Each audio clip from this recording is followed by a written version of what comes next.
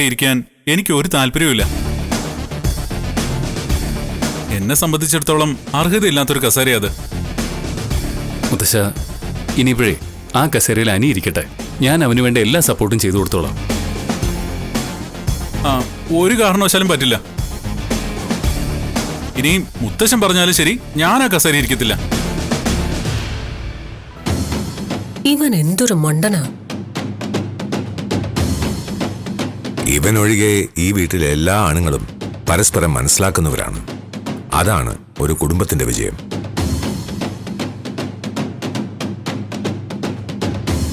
ഇനിയൊന്നും നോക്കാനില്ല. ശത്രുവിനെ പൂർണ്ണമായി മനസ്സിലാക്കി അവന്റെ കൊമ്പൊടിച്ച ആദർശ തന്നെ ഇനി പഴയതുപോലെ ജ്വല്ലറിയെ നയിക്കണം.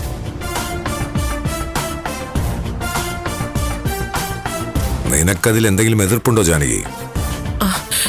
അത് പിന്നെ എതിർപ്പുണ്ടെങ്കിലും എനിക്കൊരു കുഴപ്പമില്ല. എനിക്ക് ശരിയെന്ന് തോന്നുന്നത് ഞാൻ ചെയ്യും. പിന്നെ അതിന്റെ മുകളിൽ ഒരു സംസാരം വേണ്ട. അതിന് ഞാനൊന്നും പറഞ്ഞില്ലല്ലോ അച്ഛാ. എന്തൊക്കെയോ പറയണമെന്നുണ്ടായിരുന്നു, അത് വേണ്ടെന്നാ പറഞ്ഞത്. ഡോ, അതിങ്ങ് കൊണ്ടുവാ. ഈ കേക്ക് കട്ട് ചെയ്ത് നമുക്ക് ആദർശിന്റെ തിരിച്ചുവരവ് ആഘോഷിക്കാം. മോളെ, രണ്ടാളും ചേർന്ന് കേക്ക് കട്ട് ചെയ്യ്. ഇത് വല്ലാത്തൊരാഘോഷമായി പോയല്ലോ. അതെ അതെ. നീ മനസ്സുനൊന്താണ് ഇവിടെ നിന്ന് ഇറങ്ങിപ്പോയത്. നിന്റെ പിന്നാലെ അതിനേക്കാൾ സങ്കടത്തോടെയാണ് മോള് പോയത്. അപ്പൊ തിരിച്ചു വരുന്നതേ അതിന്റെ ഇരട്ടി സന്തോഷത്തിലായിരിക്കണം. അതെ, നിങ്ങൾ രണ്ടാളും ചേർന്ന് കേക്ക് കട്ട് ചെയ്യ്.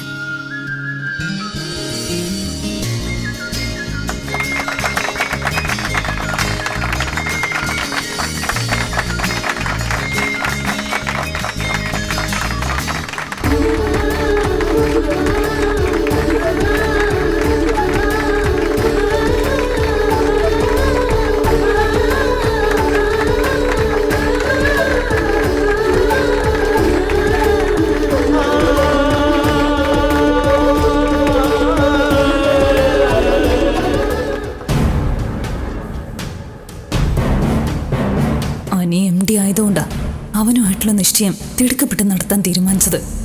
ഇതറിയുമ്പോ അച്ഛന് നല്ല വിഷമമാവുമല്ലോ. എന്തൊരു കാലിക്കേടാ ഇത്. ഞാൻ ആ ചെണ്ടക്കാരെ ഒന്ന് പറഞ്ഞു വിട്ടിട്ട് വരാം. മോള് വന്നേ. മോളെ,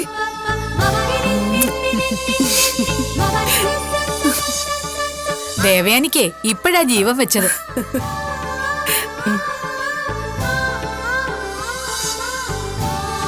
ദേവയാനിക്ക് മാത്രമല്ലമ്മേ, ഈ വീട്ടിലെ എല്ലാവർക്കും ഇപ്പോഴാ ഒരു പുതുജീവൻ വെച്ചത്. അത് സത്യ. പക്ഷേ ഇവിടെ ജീവൻ പോയ ചിലരൊക്കെ ഉണ്ട്. അതും ശരിയാ.